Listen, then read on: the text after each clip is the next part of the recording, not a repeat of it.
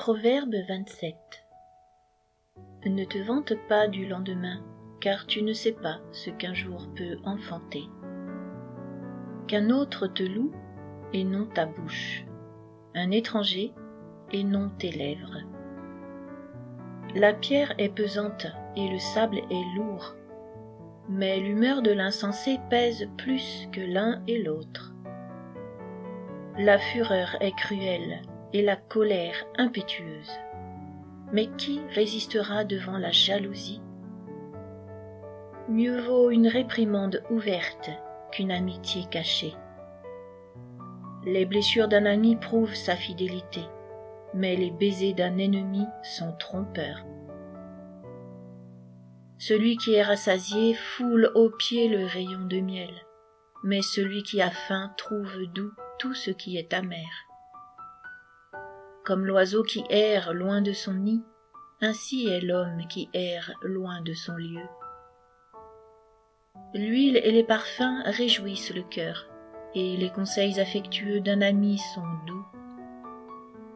N'abandonne pas ton ami et l'ami de ton père, et n'entre pas dans la maison de ton frère au jour de ta détresse. Mieux vaut un voisin proche qu'un frère éloigné. Mon fils, sois sage, et réjouis mon cœur, et je pourrai répondre à celui qui m'outrage. L'homme prudent voit le mal et se cache, les simples avancent et sont punis. Prends son vêtement, car il a cautionné autrui.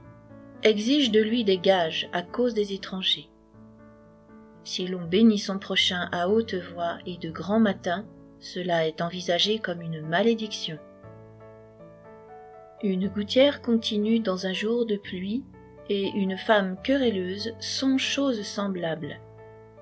Celui qui la retient le vent, et sa main saisit de l'huile.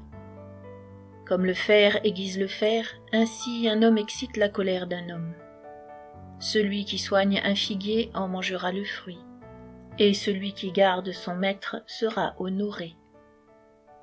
Comme dans l'eau le visage répond au visage, ainsi le cœur de l'homme répond au cœur de l'homme. Le séjour des morts et l'abîme sont insatiables. De même, les yeux de l'homme sont insatiables.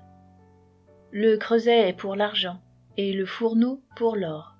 Mais un homme est jugé d'après sa renommée. Quand tu pilerais l'insensé dans un mortier, au milieu des grains, avec le pilon, sa folie ne se séparerait pas de lui. Connais bien chacune de tes brebis.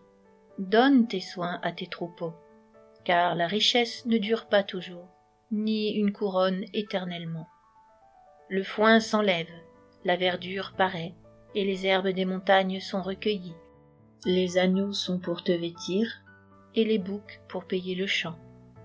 Le lait des chèvres suffit à ta nourriture, à celle de ta maison, et à l'entretien de tes servantes.